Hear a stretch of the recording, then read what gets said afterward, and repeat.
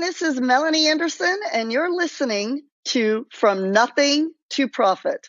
Welcome to From Nothing to Profit, a photographer's podcast with Matt and Kaya, where each week they talk to photographers about what is working in their business now so you can swipe those ideas and grow your business faster.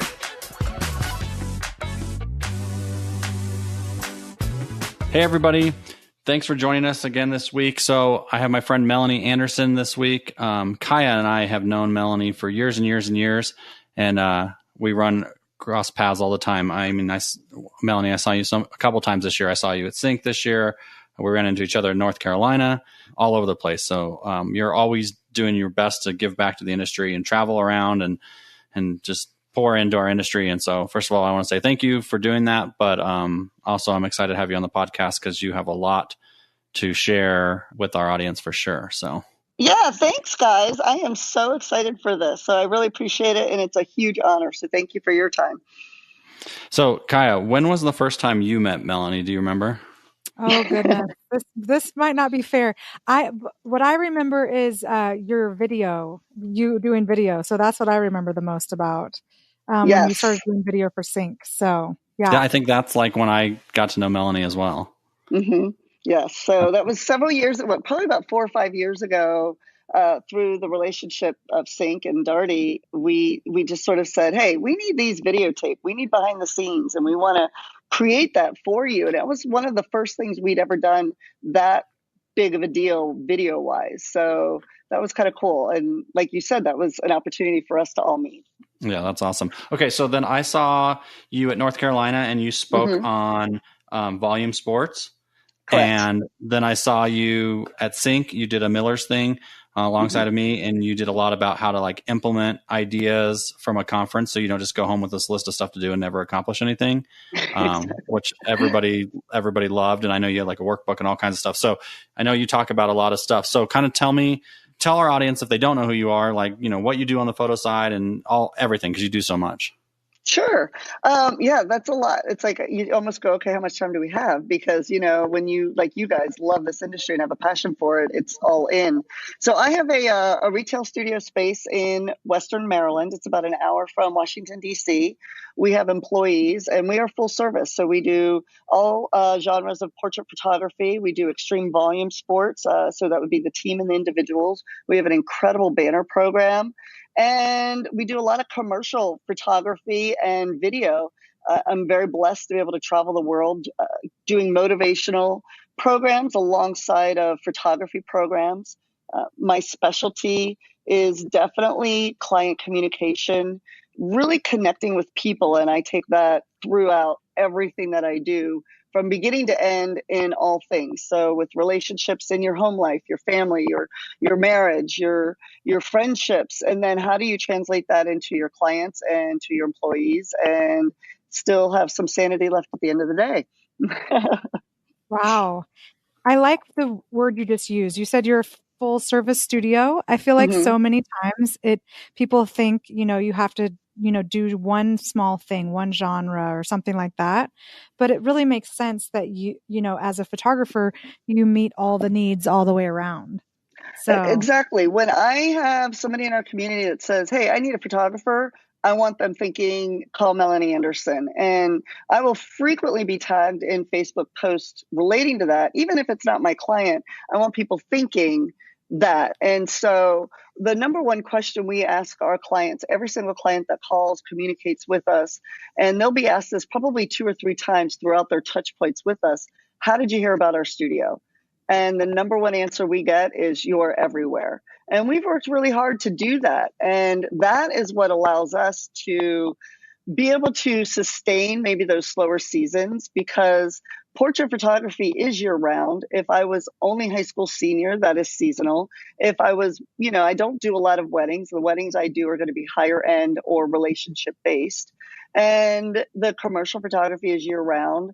And it allows us to have a little bit more stability. Although I'm not going to say we're not immune to feast or famine at seasons, you know, because we are a small business. But what allows us to stay in business 13 years later is that diversification. That's really important to me, not only as a creative entrepreneur, but as a business in our community that I can serve whatever your needs are. I'm there. Yeah, that makes sense. And we've expanded our business a lot to cover a lot of things as well, just to get rid of that seasonality. Because boy, I tell you what, like if you're in a seasonal business, the self-doubt and all kinds of stuff starts creeping in when it's slow. And like for somebody like me, that's not a good place to be, so I try to avoid that at all costs. Same. And we could definitely go down that road, the mentality of creative entrepreneurs. I talk very openly about that and how we must maintain strong mindset. And that is a daily challenge. Every single day, you've got to wake up and make decisions. Okay, this is where I'm at today, and this is how I'm going to behave and act, and this is how I'm going to serve today. Because otherwise, the alternative is it's fear and it's anxiety and it's depression. And I've been down that road many times. So I love talking very openly about that. Yeah, that's awesome. So let me kind of tell you where I want to go with this. Like kind of the main thing of the podcast is like what's working now. So you can kind of give the audience some nuggets or whatever. So tell us a story about like what's working now in your business or what you think is working in the industry right now. Oh, great. So for me, I try to reinvent myself every 2 to 3 years, and I've noticed a pattern. So I'm going to kind of start in that and why I do that. So I started out as a newborn photographer. I photographed probably close to 600 newborns in my career. And then once I knew I mastered that. So I'm a big believer that although I diversify, I've mastered certain genres one at a time, because we can't, when you're a new photographer trying to master all of these things, that could be very overwhelming. So I did start in a certain area.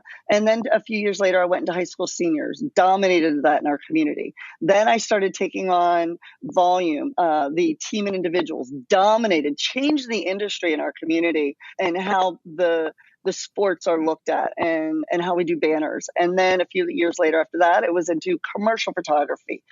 Commercial photography has always been a big part of my business. We've got contracts with our hospital, with the chamber, with all kinds of businesses. And what I'm doing now is getting into more of that branding style. So instead of somebody just sitting in front of my camera and me doing like that passport headshot photo, kind of going, okay, what more can I do to serve? Am I doing enough? And giving them a little bit more alternative for personality. Because many times the people that come for me are going to also be small business owners, and how we can give them imagery to relate to whatever their branding is. So it's kind of saying, okay, what more can we do to serve? And that's kind of been my mindset. So what is working now for me is saying, you kind of come off of a year of laziness when you kind of got, you think in your mind, I don't know how we are about cussing on this, but when you got your shit together and you're like, okay, hey, it's going, we've got a smooth oiled machine and things are great. And then all of a sudden you're like, oh, wait a minute. I've gotten a little lazy. I need to step it up again and go, okay, back to relationships. So I'm going to take that full circle and say, what's working for me now is picking up the phone, sending emails, texting clients that I've had for years that I haven't maybe seen lately, and saying, hey, what's going on? What are your needs? How can I serve? And this is some new things that I'm doing. And that would be in the branding, kind of changing the vision of our company and really just looking at our community and beyond. So I'm now even going, what more can I do that's maybe an hour away from me? And how can I serve clients out there? So that's really where I'm headed right now, and exactly what we're doing in our studio right now. Yeah, and you know what I like about the way you think about it is like, so you do newborn photography forever, and then you kind of get a well-oiled machine, and then you kind of get wax on it. Yep. And I think it's really hard for just to say, oh crap, we got too lax, and just push yourself back into it.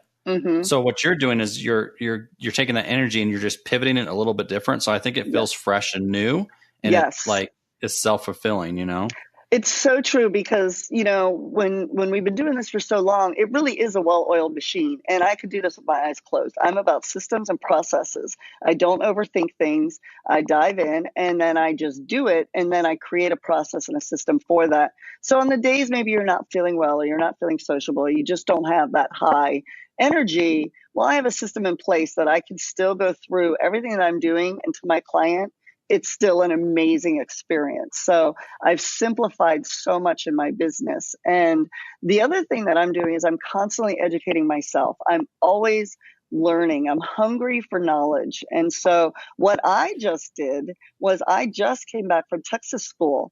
And the last 2 years, I was there as an educator. This year, I went as a student. And I said, who can I take? Where can I go? What can I learn that is completely opposite of what I'm doing? And so I dived into a program this last week on fine art portraiture paintings. I'm going, oh my goodness, this is like so not me.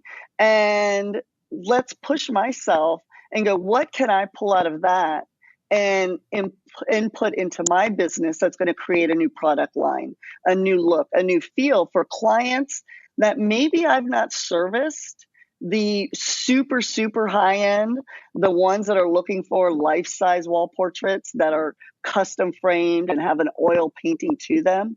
And I'm excited to see where I take that. So it'll be interesting in another 6 months. If we were to have this conversation again, will I have a whole new product line and a whole new vision? And I think that's really important for us as creative entrepreneurs to go, okay, what else can I do and who can I learn from? And really just humble yourself to that. And you sit in somebody else's class. And I'll tell you, it's not easy, but it was, I pulled away, several pages of notes of things I'm going to be implementing over the next few weeks. That's fantastic. So let me ask you, as you talked about, what you're teaching yourself, the next step and the next step. Mm-hmm.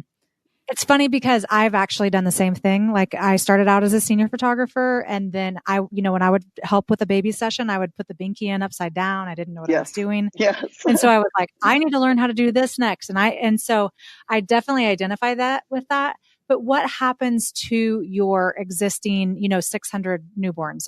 Is someone else photographing them, or are you transitioning away from them? Like how do you work that in your business? Right. No, that's a super serious, great question, because what happens is, and I'll be completely honest, the older we get, I, deal with severe sciatica. And so when you're doing newborn, for any newborn photographer out there, physically, just like, for those that maybe have a hard time photographing weddings, that full day and the physical exhaustion that happens to your body. Well, that happens for newborn photographers as well, that the lower back gets to be, so you've got to really be careful in how you're photographing.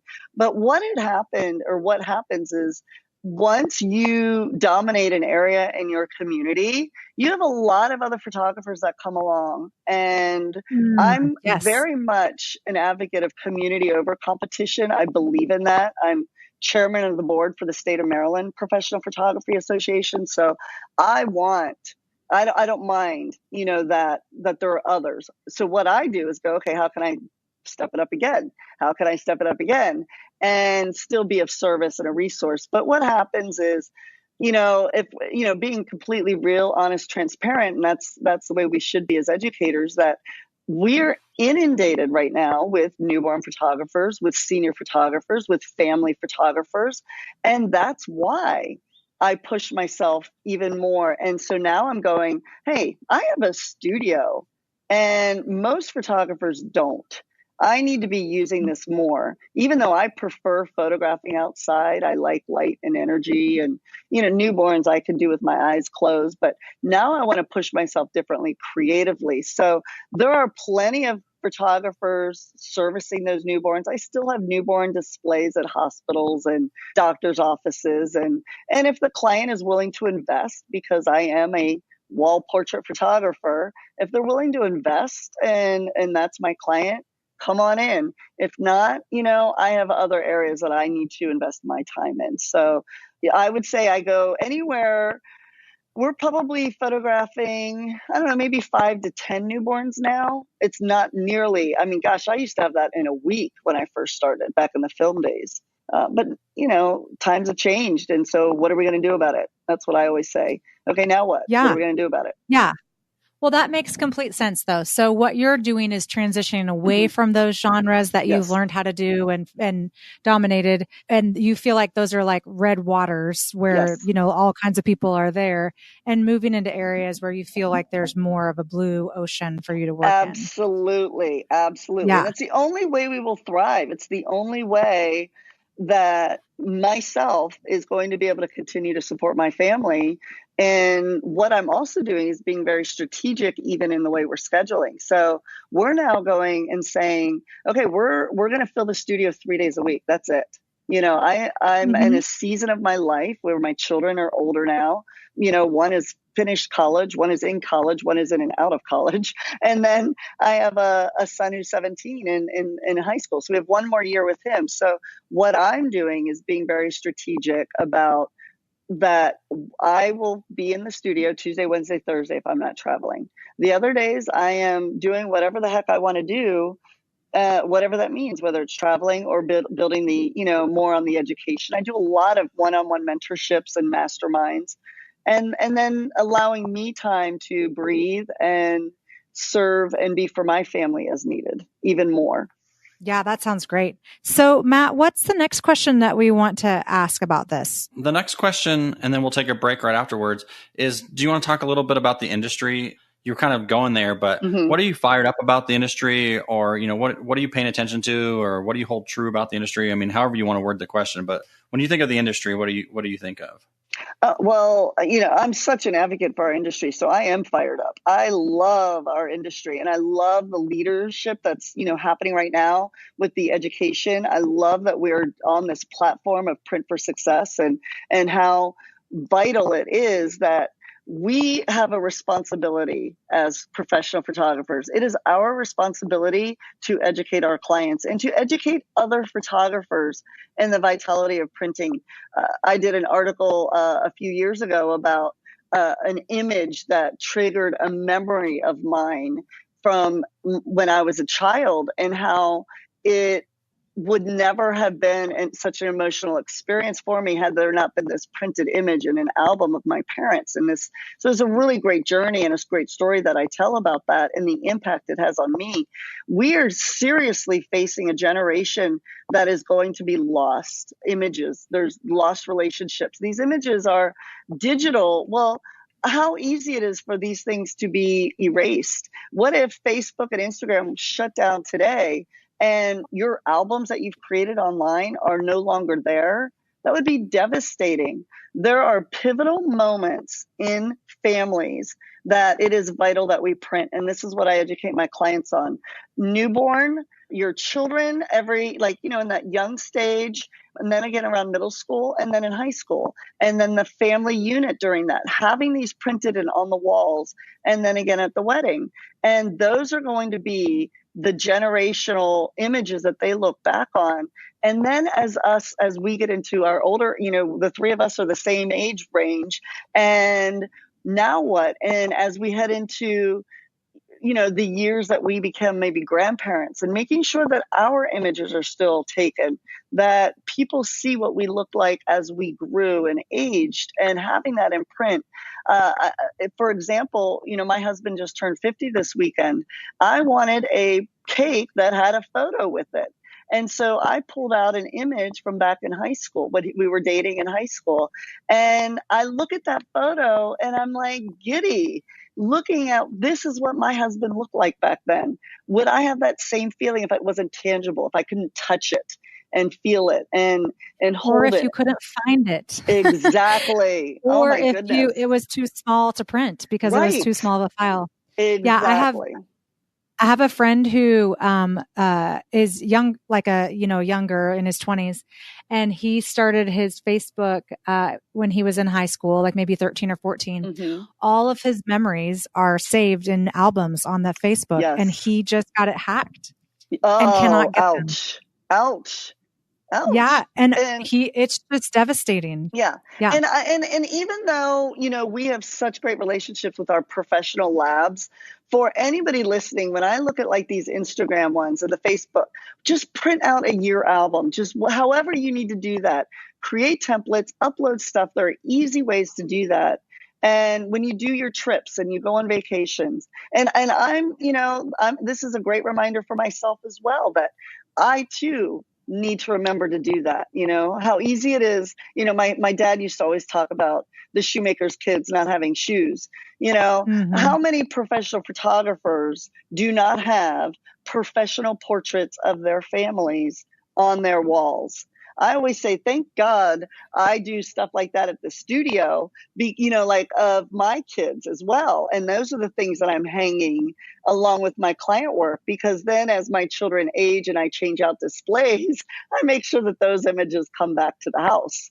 And so for every professional photographer, please take a look around, even if, and a hobbyist, whomever is listening to this, when is the last time you printed your family portrait? Printed it. Yeah, we've all taken them. I can't tell you, my family vacation we do every year at the beach with my parents and my siblings and all the kids. And I'm the one, the last 15 plus years, always taking those images. We do that the week of July 4th. Let me tell you, I'm not actually printing those until 2 days before Christmas and praying that I get these in time. That's how pathetic it is, for us to do this as a living. But thank goodness, that our family, is always looking for that. And so even if it's an 8x10, but many times it's that 10x20 because it's a long portrait. But I'll tell you, it's work. It takes effort, and we have to do it, because those are some of my most treasured images. No, That's beautiful. I agree. Let's just take a break at that point right there, because I think let that sit in on people for a minute. But we'll take a break and come back, and then we got some kind of lightning round questions for you about just some fun questions. So we'll be right back. Awesome. Hey everyone, tell me if this sounds familiar. You look at your calendar and notice you need clients now. So you do a little marketing and get some phone calls. You get busy helping those new clients. They schedule sessions, they place orders, and life is good. But once they're done, your calendar is empty again. The reason is you didn't have time to market while you were busy. Sometimes your business feels like a roller coaster. And let me tell you something, it is. And believe me, you're not alone. Photographers everywhere have the same problem. But I have some great news. Matt's business, Allison Ragsdale Photography, after years of trial and error, has cracked the code. It works so well, he's created a new class all about it. It's called Get Clients Now, a dead, simple approach to getting photography clients. Everyone at From Nothing to Profit is excited to share this info with you, because this system helped Matt and Allison book hundreds of clients this year at their studio. And the best part about this system is that it's simple to set up and it works while you're sleeping. No hard selling or creepy marketing. All you have to do is help your clients answer their most pressing questions. Clients love the system and say it is the #1 reason they book with Matt and Allison. If you're interested in learning more about this system, go to photopodcast.co/simple. Matt has created a short, free video that introduces this system. If you like what you hear, podcaster listeners get an exclusive discount on the full class. So make sure you go to photopodcast.co/simple. and sign up for the free video. It will help you book more clients now and create the business you've always wanted. Welcome back, everyone. We are so excited that you're here to finish up our interview with Melanie Anderson. We've heard some great stuff from her already today about printing and about transitioning your business. And I just love to hear someone who loves the industry so much. So Melanie, tell us, you said you've been in business for 13 years. So I'm assuming you did something else beforehand. So can you tell us about your what you did before you became a photographer and what was holding you back before you did that? Yeah, life before photography. So I have 4 children, and I had 4 kids in 5 years. So life was busy. I was very blessed to stay home for about 13 years until the youngest went into preschool, is when I kind of really went into this full time. And it happened as right place, right time, and truly God's plan. And there's so many stories I could tell you about how this happened and fell in my lap. And when you are an instinctual person and like you take the time to just kind of just pause and listen and then take action, it will guide you to whatever your destiny is, whatever your purpose is. And even if it's not that in that moment, don't be surprised if the teachable moments that you had during that season give you what you need for that dream job or whatever it is you're called to do. And so for me, being a mom of 4 kids that are so close in age truly allowed me a mindset of no fear, all in. Okay, what have we got to lose? Let's try it, figure it out, because I have no idea if this is going to work, because nobody teaches you how to do anything, and it really prepared me to go into entrepreneurship. And before that, if I kind of go even that step before kids, I grew up in a small town, and my husband and I went to high school together, and we moved to Hawaii when I was 20, lived there for 5 years. So just had, I'm very much a free spirit, and I go, okay, where's the wind blowing? And maybe I can't physically move, during some of those years when we were raising our kids, because this is where we wanted to raise our family in Maryland, back in our hometown. But in my career and in my daily life, and each month going, okay, well, what do I want to do now? Where do I want to go? And what do I want to, and just, I'm always, when you mentioned that what's holding you back, that is such part of my platform. So many people are afraid to take a risk, or to take the next step, or to get out of their comfort zone. And I'm constantly saying, why are you not living the life you want to live? What is holding you back? And I wouldn't change any part of my life, all the mistakes, all the failures, and all the bad decisions, because it's led me to the assurity of where I am now, in that, okay, I don't want those things. I want this. And I'm okay not having those friends. These are my friends. And I'm okay not being that type of person, because that's not who I am authentically. And you just, I don't know, there's just something that happens when you just say, okay, I'm all in.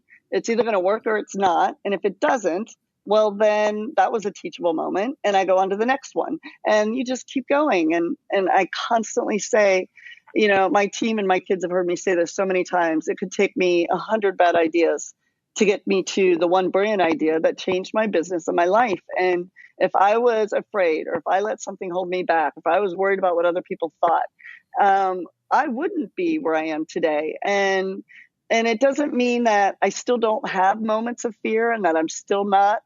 I know I'm still holding back. I know that, and that irritates me so bad. But I've made such progress, and luckily I know those seasons, those moments when I'll go, okay, Melanie, what are you doing? Why are you not, pursuing that? Or why are you afraid to make that call? Or why are you afraid to reach out to that person? Or why are you afraid to make this connection? And this is one of the things that I teach a lot about also is, I think there's a fear of success for people, and we don't talk about that enough. That, you come through this, okay, I'm okay failing. I get that. I've got my teachable moments. Now what? Now I'm afraid, oh my gosh, if I made that call, or if I made, these 10 calls, and I took the time today to invest in those 10 relationships, I know it would change my business. Why am I not doing it? And I can catch myself going, because I'm afraid of the answer yes sometimes. And what will that mean to myself, my career, my family? And what does that success look like? So then you go, I'm not going to make that call today. And so I just laugh sometimes about how I call it patheticism, like, why do we do this to ourselves? And so even as a seasoned industry professional, and, I still struggle with that. And I don't think we talk about that enough. And that's why I love conversations like this, because I'll tell you what, the minute we get off of this, I'm like pumped right now. And that's when you go, and that's why you have to have relationships with others that can pose these types of questions, because then you go, because I'm always posing them to others. And then I go, oh shit. Okay, wait a minute. Oh, I know those 3 people that I've been not calling or following up with. Guess what's going to happen the minute we get off this podcast? Because now I've got this energy inside of me. You call it like the superhero syndrome, like, hey, we're all in, let's do this. And what's the worst they could say? No. Yeah. Absolutely. That's good. Okay. So I have 2 questions for you, and I'm going to word them a little bit different than we normally do. Okay. So say one of your mentor clients comes to you, and they say, you get on the phone and you're like, hey, how's it going? They're like, great. Hey, I just got handed $1,000. What should I spend it on? What would you tell them to spend it on?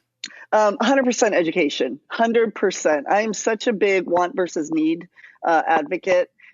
so many people are investing in things that are not going to grow their business. And what they need is a mastermind or a mentorship or week-long professional school where they are sticking with one educator. There's too many shiny object syndromes out there and so many amazing educators.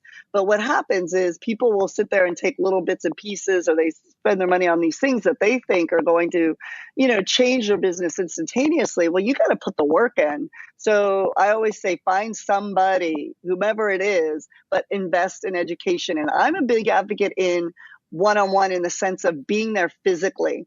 There's a lot of resources out there that we could get from YouTube and some other online educational places. But if you can get to a several-day boot camp, several-day mastermind, several-day workshop, and what I'm going to also say is invest it, not necessarily always in the photography end, go to a business program, invest in the business education, because no matter what, I'm always saying this, I don't care how great of a photographer you are, if you don't know how to sell your work, you're not making money. And so you've got to invest in understanding clients, understanding relationships, understanding people, and then understanding your business. So your numbers and how can you grow your business.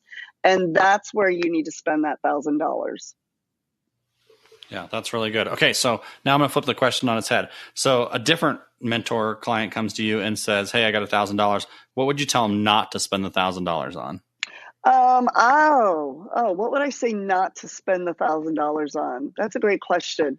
I would say not to spend it on templates. I think so many people think this new template's going to change their business, and these new templates that they never ever end up using, or they use one or two of them. That would probably be one of the things. But what would they not? I would say probably I would go back into, they don't need the latest and greatest of the new lighting gear, the brand new lenses. I'm just such an advocate of use your resources that you already have. Light is outside. Light is outside. Go create with the light you have. Use flashlights, use your light bulbs, use whatever resources you already have. And then you take that money and you set a portion aside to then purchase what it is that's on your wish list that you could pay for cash.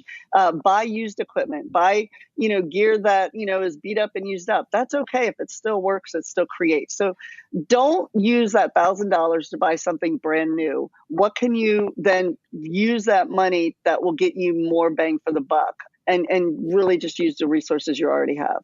Yeah, that's really good. Here's a prime example. Allison and I were looking at doing something different for prom this year, and she was talking to Shannon Ashley, and Shannon's like, "Oh, I have that background. I'll just ship it to you." Yep. And it was like, instead of spending like $400 on a background, we were able to have a new background, and it was like $30. I mean, still shipping was crazy at $30, but it's, we're going to use it a couple times and then be bored with it, Well, so, and that is sometimes sharing and borrowing is good too. And that is the exact reason for community over competition.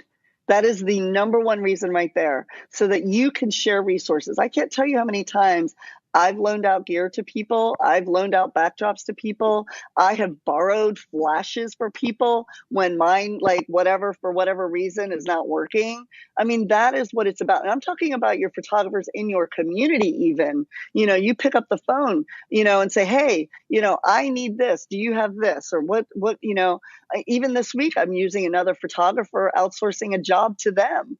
That's in my community. That is what it's about. And to be able to share those resources will allow your dollars to go further. And besides, it's the right thing to do. Yeah, no, I totally agree. Okay, Kaya, now you get the fun questions, like you get to find out her best advice and personal habits and stuff like that. So, go. So Melanie, you really are doing a great job. It's funny because I knew you were going to be in our afternoon of doing podcasts today. And I was like, she's going to bring all this energy. So, but I keep going, I forget that I'm not just listening to you talk the whole time. So this is going to be a good one. Okay. What is a piece of advice that you think is the best advice you've ever received? Best advice I've ever received. I'd really love to give 3, if that's okay. Okay. I could seriously do a bunch, but 3. 1, I'm going to start right off with giving and receiving grace. We never know what other people are going through, the challenges that they're facing, behind closed doors, on the other side of the phone, on the other side of the computer. And so many people will take things very personally, not realizing that maybe something coming at them has nothing to do with them. So I'm always about take a moment, breathe, provide grace. We never know what's going on, but also give yourself grace. So that at the end of the day, when you're like, oh man, I messed that up. I didn't handle that well. I maybe said something out of line. I didn't act appropriately. We're human. And giving yourself grace, because I think that's really important that we remember to do that. A second piece of advice I would recommend is really understand your body rhythm. And what I mean by that is not everybody is a morning person. Not everybody is a late night person. You need to understand, when are you most productive, and study that, and then go, okay, these are the 2 hours that I feel like I'm on top of the world throughout the day, whatever that time frame is. And that's when you jam pack whatever it is you need to do that requires maybe some multitasking or like really laser focus. Don't try. I mean, so many people are always like, be that 5 a.m. person, get up before everybody else. Well, that is not me. I am a late night person, and most of my brilliant things happen from probably 11 a.m. to 2 a.m., 11 p.m. to 2 a.m. sometimes. And I have decided years ago that I am not going to try and be somebody that I'm not. I'm going to accept who I am. I'm going to be the best version of that, right? Because we can always do better. However, I need to be authentic to who I am, recognize that and own it, and go, just go all in on that. My third piece of advice, the best thing, honestly, that has changed my entire life, is fully understanding 5 love languages. It changed my marriage. It changed the way I parent. It changed the way I am a friend.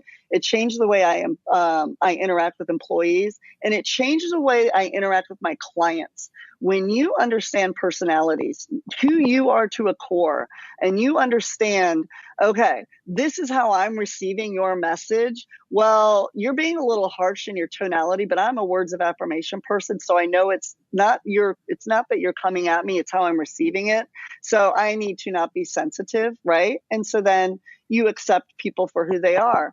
I need to know that the message I'm delivering might need to be delivered in a different way. It could be the exact same words, but I might need to tone it differently, or sandwich it, or not sandwich it. For some of our people that are, acts of service people, they're like, just give me the details. What do you need? And let me go do it. Right. And so you need to know who these people are, what their love languages are, and then you can adapt your message so that they understand what you're saying and what you're asking. And that changed everything. So I cannot say enough about that. How do you identify that, like in your customers? Oh, great question. Like, I get it. Yeah. So basically, the way this works is there are 5 love languages. So there's physical touch, words of affirmation, quality time, gifts, and acts of service. So for example, when a client calls and they're very specific about how much time we're going to spend together, the places we're going to go, and, I'm pretty much guessing that this is a quality time person. If they showed up on time or early, this is somebody that respects time and honors time. And if I were to run late, or if I were to cut a session short, they are the ones that are going to notice it, right? They're the ones that are going to be like, I paid this much money for a 20-minute session. I thought I was getting a 90-minute session. And you're thinking, but I got everything, right? You need to know that client. Another one would be, what do I need to bring? And they're asking a lot of questions.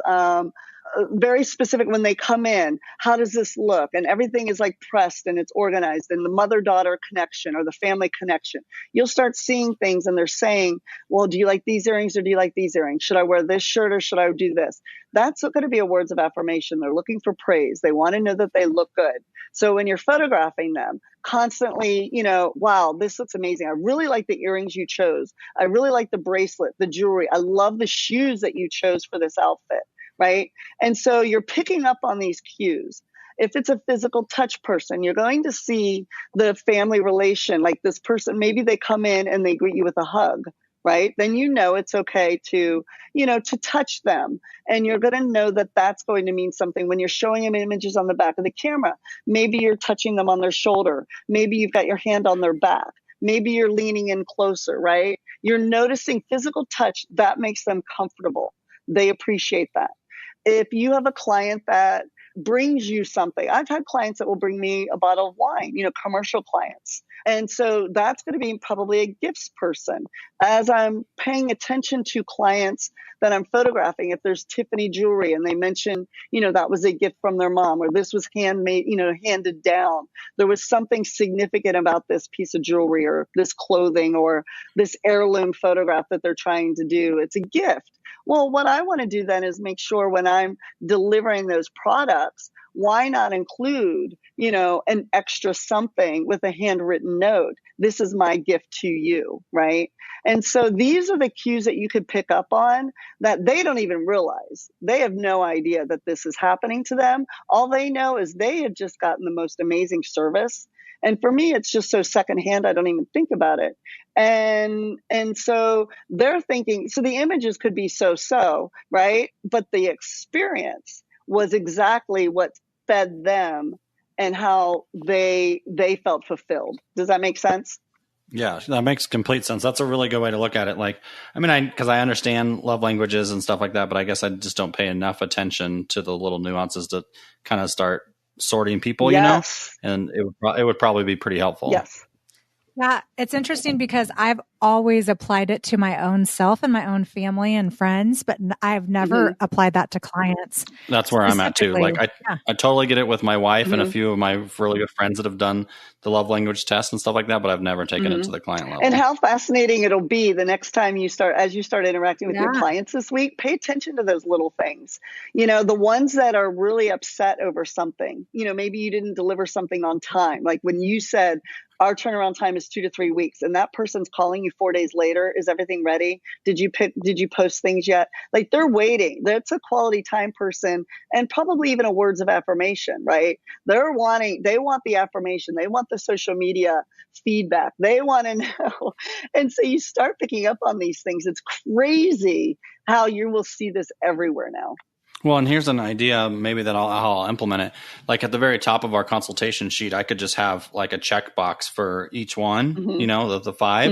And then as we're getting to know that customer, just take an educated guess and check one of the boxes. Yeah. And then later when you revisit them in 2 weeks, you're like, oh yeah, okay, this person is a gift person. So how can I tweak the service a little bit to really, help them. Love that. That's a great idea. That's a really great idea because then, especially if you have staff, then they can also notice that because maybe they aren't always the ones that are, with the client 24/7, but if they're the ones calling saying, your order is in, if they're the ones gift wrapping, if they're the ones, having that last, few moments with them. So that's a great idea to add that to the client forms for our in-house studio information. Yeah, it would only take a couple seconds and then it's there. Oh, and imagine like you keep track of all your gifts, clients. Imagine every year you're sending them, something, I'm not a gifts person at all. So that's probably the one I struggle with the most. And because I consider that falls under like hospitality. I always say, I'm great being in the present, right? I'm really great, but to have to pre-think about some of those things, I'm like, ugh.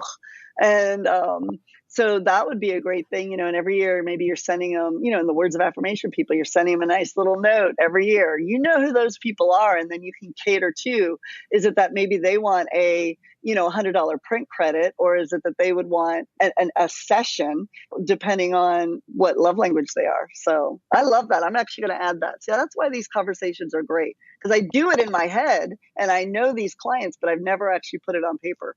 Well, yeah, then you can go back and look at it because you'll forget a few months from now. Totally. Because here's what you're trying to do. You're trying to pick up on nuances and then try to remember it for like the rest of your relationship with them. That's not going to happen. And the only ones you're going to remember are the ones that were super, super high maintenance, pain in the butts, or the ones that were just amazing and you love on them. But what about everybody in between? Because it's really everybody in between are the ones that we don't realize are the ones that really are building our business, because those are the ones behind the scenes that are talking that you don't know about. Right. So true. So Melanie, what is your love language? Mine is words of affirmation and quality time. And it frustrates me. And I will say this, because I'm as an educator, platform speaker, that words of affirmation, and somebody who dealt with and still continues to deal with anxiety, it's the judgment of others. And so every once in a while that'll creep in. And so I have to work extra hard about being comfortable with who I am in my best self. And those that, want to maybe pass judgment or want to, so I can take criticism hard. Like give me the sandwich, you know what I mean? Or one of the things that helped our marriage years ago, my husband would say, he would ask permission. This was something we had learned about. Can I give you a critique? Because then you're bracing yourself. And he did this to me a few months ago. And I was like, no, you cannot. Ask me later, because it would not have been received well in that moment. And you're like, nope. Isn't that funny? And so I was like, no, you cannot. And I loved how he remembered, and I was like, no, maybe later. Ask me after I've had a glass of wine,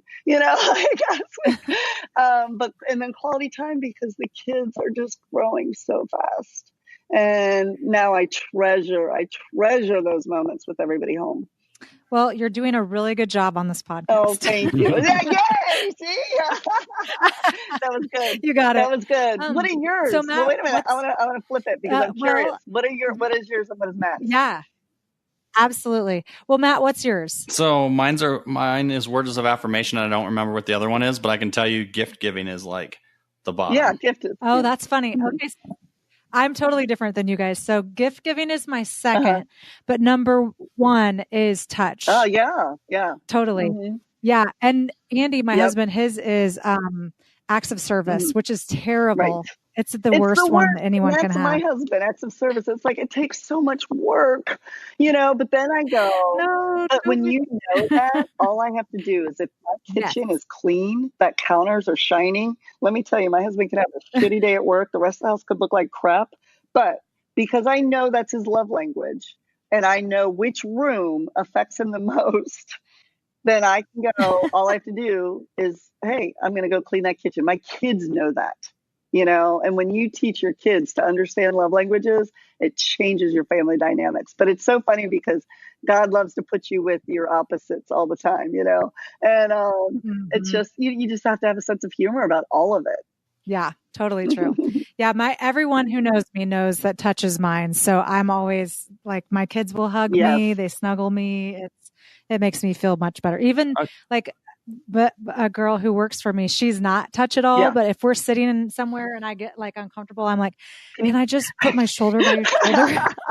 I love it. But isn't that great that you're aware of that, instead of going, why am I anxious? Why am I feeling this way? Because then we get in our head, and then you're like, and that's where the anxiety comes in, where if you just go, okay, wait, all right, this is what I need, and then I'll feel better. Right. Mm-hmm. And that's what communication is, we just got to voice it. I love it. So I just looked mine up in my email. Yeah. So, okay. So when you get a score, you can get like the highest is a 12, right? Yeah. So quality time, I got a 12. Yeah. So that's like really important. And then words of affirmation is right behind it. Yeah. But physical touch, I got a 1. And receiving gifts, I got a 4. That's funny. And I totally see that. Like, I feel like if I see you, it's not like it's an automatic go up and hug, right? No, Kia, absolutely. I can totally see that. And so it's funny. Yeah, no. So here's the deal. Like, if you would have, like, when I saw you, where did we just see each other? Was it Sync? Mm-hmm. Yeah. So, like, if you would have came up and hugged me, nothing. Right. But the fact, like, later we took a group of people up and hung out and did lunch in your suite, stuff like that. That was like awesome for me, because quality time with those 10 people is perfect. Exactly. Yeah. Love it. Ooh, that was a good tangent.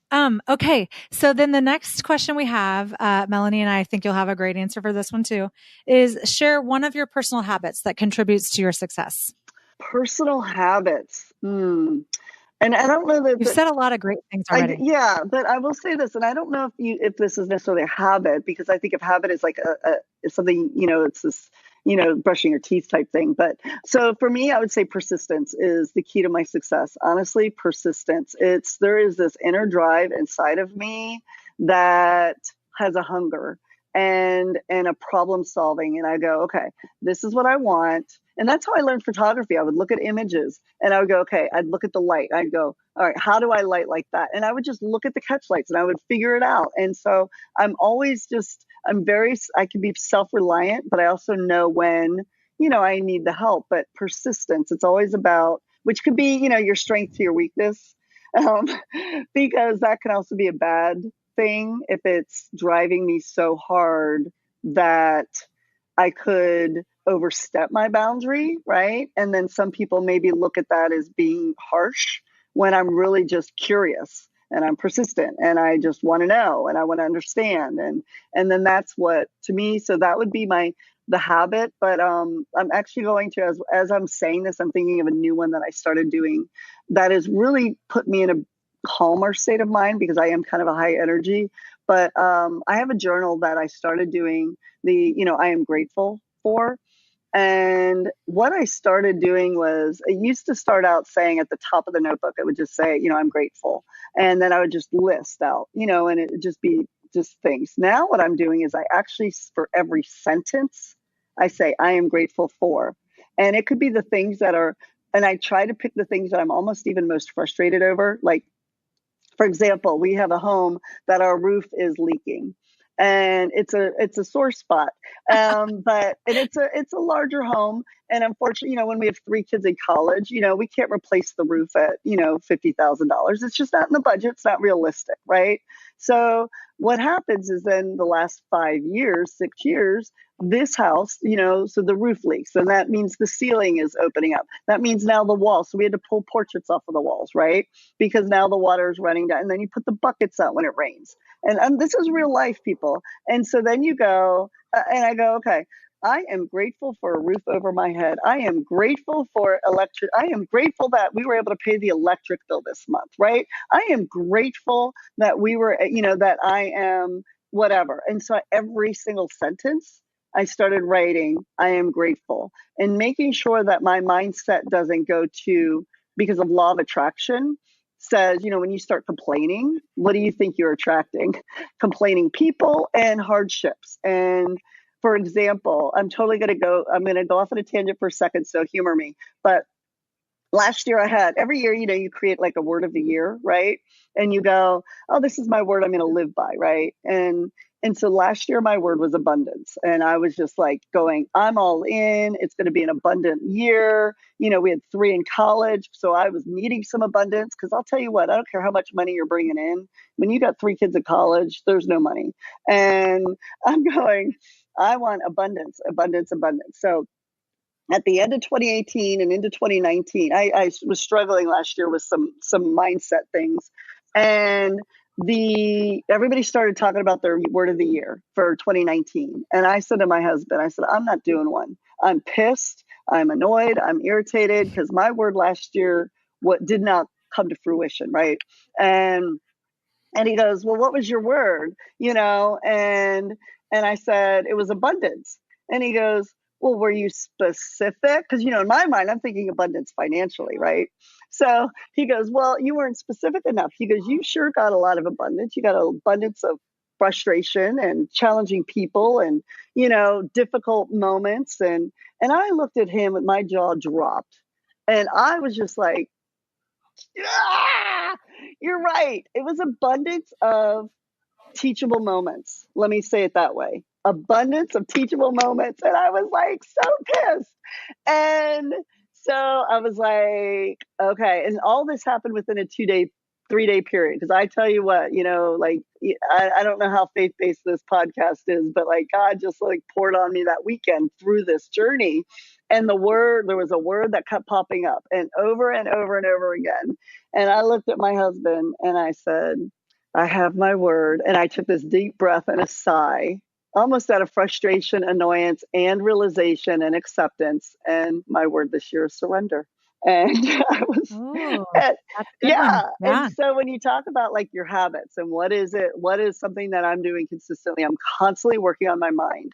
I'm constantly working on, where is my character? Where is my headspace? What is around me? And what am I doing about it? So that was kind of full circle for me with some, hopefully some realization of good examples, because that truly was my life and is my life. I go, all right, hey, I wanted, all these things. Well, let me tell you, I got abundance, and I just laugh now. I could look back and I just think that's hilarious. And so now I'm just like, I surrender. What do you want? What do you want? How can I serve? And when you have that change in mentality, and then you start voicing that, and it doesn't mean I don't have my selfish moments, for sure, as a Leo and a firstborn and a entrepreneur. But man, I just put myself back in place and just go, okay, I surrender. What do you need? What am I supposed to do today? How do I serve? That's fantastic. We do word of the year, and I do agree. Some years it can be really scary to choose something and think, I don't know if this is the right thing. But like you said, I think God always comes through and uses it to teach you in a way that to teach me in a way that I really wasn't expecting. Last year, my word of the year was words, and I thought I was going to write a whole bunch. And we ended up, Matt asked me to co-host this podcast. And so I was like, I spoke words that rather than writing. Exactly. Words. I didn't speak them that way.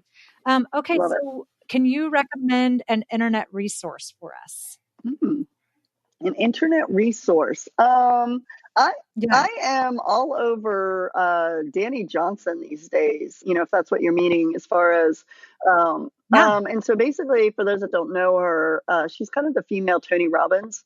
And you talk about the hardships to triumph, to hardships to triumph, to the up and down, up and down, up and down. And I just love her spirit. I love her tenacity. I love her energy. And so it's DANI Johnson.com. So I'm all over her, wealth building, mindset, attitude, and service. And so right now, that's really where I'm spending a lot of my time, is just really attending her events and conferences. Because again, I'm pushing myself, and I'm constantly educating myself, and how can I be better, do better, and connect better with others, because that's how we grow our business, and that's how we can serve so many in our community and beyond. And when we have a better understanding of who we are, then that allows us to know where our skills are and our strengths are, and then put those to service. That's fantastic. Okay. So last question for me, and then Matt will finish up with some final questions, but it sounds like you're a reader as well. Yes. Okay. So what is a book that you would recommend? Number one book, other than, the Bible, it would be, it's called Go for No. And most of my following have actually read this, because it's always part of the action plan that I have on them. And what it's about is this attitude. It's kind of parables. It's short read, about 2 to 3 hours. Go for No, Yes is the Destination, by Richard Fenton, Fenton. Highly recommend it. I have the audio. I have the Kindle, I have the paperback, and I read it every few months, because it will put me back in the mindset of that it could take me 100 phone calls, right, to get the one person that says yes. Don't be afraid of the word no in the business world. That, okay, great, not my client today, right? You hang up, you pick up the call again, not my client today. And you almost make it like a game of, let's see how many no's I can get this week. Because at the end of the week, maybe your goal was to get, 5 sales this week. And by the, human nature is laziness and just enough sometimes. I think so many of us can fall into that trap.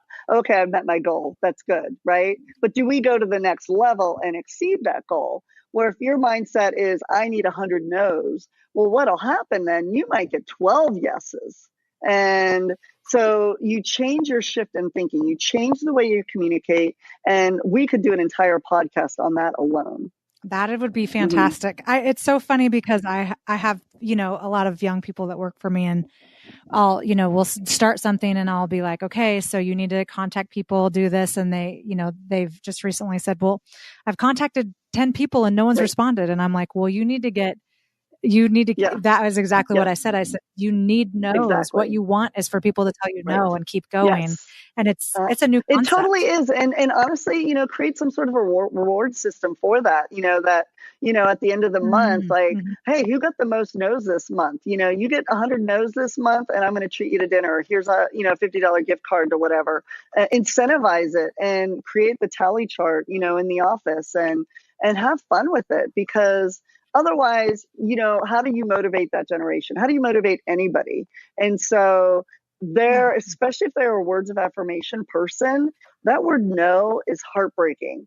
And then they're feeling like I'm not wording it right. I don't understand. Well, you got to keep going. Okay, now try it this way. All right, try it this way until you find that voice and you go into it knowing that, okay, it wasn't for them this time. You don't take it personally. Okay, next. The three of us, we have how many thousands upon thousands in our client list, and resources that we have in our community and beyond. Like my goal, I always say, is I'm looking for 5% of my community. Not everybody's my client. So when I sit there and narrow it down, 5%, okay, so it's going to take me 100 calls to reach those 5 people, at least. So it changes your expectations. And then it makes it okay. Then your employees don't feel like failures. You don't feel like a failure, when you've made those 10 calls and nobody's responding. And it just really just changes everything. So I totally agree with that, but I just don't like the way it kind of has like a negative connotation to it. Mm-hmm. So I believe in it completely, right? Like when I was in sales selling cameras, like the idea was like stand on a street corner and ask everybody to give you a kiss. Eventually somebody's going to kiss you. So, keep asking.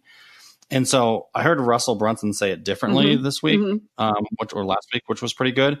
And he was like, instead of just tracking no's, which feels negative, he was like, just track how many offers you make. Oh, there you go. So you're changing the verbiage. And it's the same idea. Right, so it is. Did you make 3 offers today? Good. Did you make 5 offers today? And the offer could be anything. It could be like, how can I help you? It could be, offer them a service you're doing, offer them a sale, incentive, whatever the offer is. Yep. But put together an offer and offer it to as many people as possible. Love it. And then obviously it ends up being the same thing. Yes. You're going to get a lot of no's and eventually, yes. So I liked that a little bit differently. It just felt different. Yep. And I feel like it's re-energizing me around this subject, because I think what you're just saying is exactly how you got to go about business every day. Exactly. So. No, I love that. I just wrote it down. How many offers did you make today? Love it. Okay, so let's wrap up real quick. So there's 2 parts to this very last part. The first part is just give some parting guidance to our audience. And then when you're done with that, you can tell people how they can connect with you. Okay. Parting guidance. I would say surround yourself around people that just lift you up and help you feel good, but will also call you out when you're not living up to your potential, or maybe where you're, making some misjudgments. I'm a huge advocate for being and investing in our industry on the PPA level, the national level, the state level. Invest in your community. Make sure you're part of your Chamber of Commerce. Make sure you're showing up in your community. We are a relationship-based business, and I think that we've kind of gone away from that for a small season. At least I've seen that. A good 5 years where we're relying on internet marketing, we're relying on email marketing, we're relying on funnel marketing and everything we're doing through our screens. We need to get out there and actually walk the pavement. We need to be invested in our community. Are you volunteering, in your community with your Main Street programs, with your Chamber of Commerce, with whatever that your heart feels called to? Are you actually putting the time in? And are you maximizing those opportunities and the relationships? And what I mean by that is, it's not always about just showing up. Are you engaging? Are you asking questions? One of the things that I'm working really hard on this year is my invisible duct tape. And what I mean by that is being a really good listener. So asking a question and waiting for the response and not necessarily chiming in. And I have to be careful on that. I've caught myself twice on this program doing it. And so then I'm like, oh, duct tape. And so being a good listener, having it about your client, having the conversation about them, because you know what? At the end of the day, they really don't care about you as much as you think they do, and the awards you've done and the images you're creating and how much money you're making. Nobody cares, right? They want to talk about themselves. So when you pay attention and you listen, and then you ask really good questions to them, it will lead you to them being a qualified client. So that would be my biggest piece of advice: investing in a community, being out there, investing in the industry, showing up and being wise on your time that's there. And it's not just about showing face, but being purposeful. And then how people can reach me, probably the easiest way would be through the website, which is melanieandersonworldwide.com, because then that will direct you to the photography side of things. If you need some inspiration, that'll direct you to the YouTube. That'll direct you to the Facebook. That'll direct you to our Anderson Inspired, which we do retreats, international retreats. It will direct you to the education platform and the masterminds that we do. So melanieandersonworldwide.com, and then you can go from there. And if you have any specific questions, just message me. I am here and happy to help. Awesome. Well, thanks so much for being on the podcast. I mean, I was looking forward to this for a long time, and we talked about this a long time ago and finally made it happen. And I really appreciate you taking the time, because I know you're a busy woman. This was truly my pleasure. I love doing this. And as I said earlier, we could talk all day long. This was fantastic. So thank you for the opportunity and for your time, both of you. Sure. Thank you. It was fantastic. Thank you. I'm hugging you right now. Virtual hug. Oh, I did it. Not for me, because I'm not a touch person. Exactly. Okay. Awesome, everybody. Thanks so much for tuning in. Reach out to Melanie if what she said kind of inspired you. I know I get to see her a couple times a year as we travel, so I'm pretty fortunate, but she's an awesome resource for our industry, and really, just we need more people like you, Melanie. So thanks so much. Thank you. Appreciate it. Yeah. All right. Awesome, guys. We'll see you next week. Thank you for listening to From Nothing to Profit, a photographer's podcast with Matt and Kaya. Be sure to subscribe for more business strategy and ideas to help you create the profitable and successful business you've always wanted. See you on the next episode of From Nothing to Profit.